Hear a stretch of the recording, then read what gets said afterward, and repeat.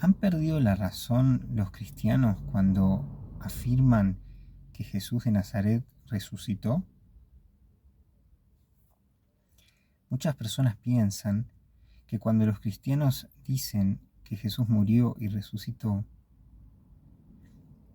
han perdido la razón. Básicamente están locos, no hay una fundamentación, piensan, que pueda llevarlos a sostener algo semejante desde un criterio lógico. Pero ¿es esto correcto? Cuando los cristianos afirman que Jesús resucitó, lo están sosteniendo como un hecho acontecido en espacio y tiempo. Lo sostienen porque consideramos, yo me encuentro entre ellos, que hace 2000 años hubo algo que cambió la perspectiva que los primeros discípulos de Jesús tenían acerca de él.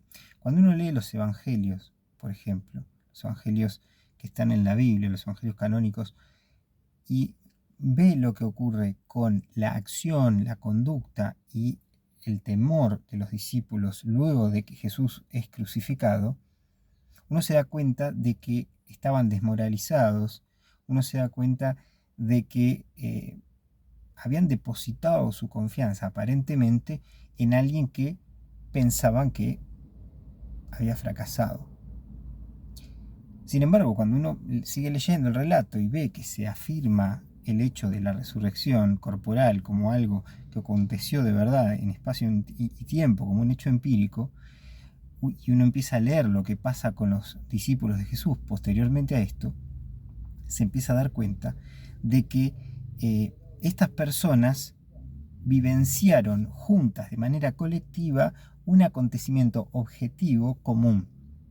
No fue simplemente que una persona de manera aislada dijo haber tenido una experiencia mística particular, sino que una persona primero, otra, luego los otros discípulos, las mujeres, empezaron todos los que rodeaban a Jesús a tener experiencias donde vivenciaron que Jesús estaba resucitado.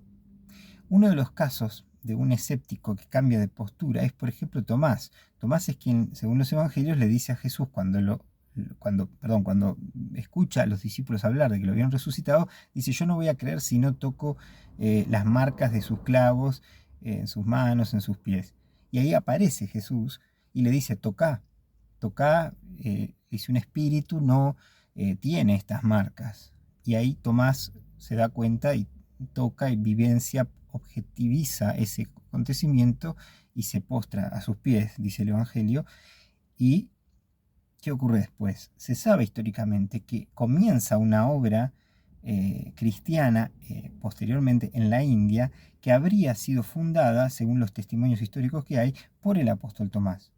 Entonces, ahí tenemos un ejemplo de alguien que habría cambiado radicalmente de postura por un acontecimiento que no pudo negar. Pero no fue solamente una persona aislada, repito, fue un conjunto de personas: Pedro, Juan, los otros discípulos de Jesús, Tomás entre ellos, luego los que vinieron después, Saulo de Tarso, por ejemplo, que pasa a convertirse en San Pablo y que la historiografía, digamos, antigua no puede identificar las razones de por qué su cambio, siendo un judío radical extremo, cambia de postura. Bueno, la resurrección fue de alguna manera un acontecimiento que estas personas manifestaron con su testimonio como un acontecimiento empírico y real, no como una discusión filosófica, sino como una narrativa acerca de un hecho concreto. Y ahí es donde esto nos lleva a una cuestión que es con la que quiero concluir hoy. Habría muchísimas razones para pensar por qué la resurrección puede ser un acontecimiento verdadero, o por qué los cristianos entienden que fue el acontecimiento objetivamente verdadero que ocurrió. Pero voy a decir solo uno para terminar, una de las razones. Y es que cuando estos discípulos vivenciaron ese acontecimiento, eso los cambió al punto de que estuvieron dispuestos a ir a la muerte por la fe en ese acontecimiento. No una fe en una concepción abstracta, no una fe basada en un sistema filosófico, no una fe basada en una ideología política o moral, sino fe en algo que habían vivenciado de manera objetiva, es decir, la creencia en algo que vivenciaron y que por lo tanto iba a cambiar sus vidas desde ahí en más. Y por eso estuvieron dispuestos a ir a la muerte, y así lo sabemos por los testimonios posteriores a la Biblia, cómo cada uno de ellos fue muriendo martirizado por esa fe. Y uno podría decir, bueno, pero quizás se equivocaron, quizás estaban en lo incorrecto y se dejaron morir por una mentira, como tantas personas que han muerto como mártires en algún momento de la historia por una causa equivocada. Pero la cuestión que cambia acá es que ellos se dejaron morir bajo el Imperio Romano por esa fe en ese acontecimiento, pero habían vivenciado con Jesús eso y habían convivido con Jesús todo ese tiempo.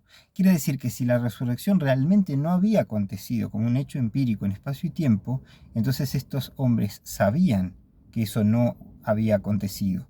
Entonces, ¿qué hombres, qué conjunto de hombres y de mujeres podrían haber llegado a ir a la muerte, como pasó con los cristianos primitivos, por una fe falsa, sabiendo que era mentira, habiendo vivenciado y habiendo convivido con Jesús? Si ellos hubieran sabido que Jesús murió y quedó muerto y que la tumba no estaba vacía y que Jesús no se les apareció, entonces no se habrían dejado morir por eso.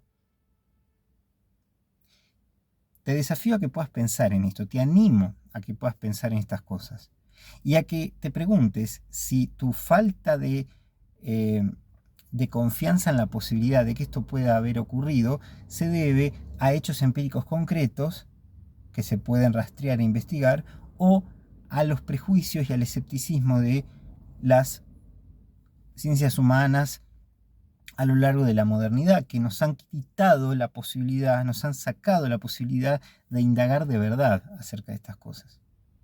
Te mando un abrazo, que Dios te bendiga, y ojalá vos también puedas experimentar esto mismo que los discípulos experimentaron hace 2000 años, y que quienes tenemos una relación con Jesús entendemos que también vivimos hoy como ellos lo vivieron con Él hace 2000 años. Te mando un abrazo grande.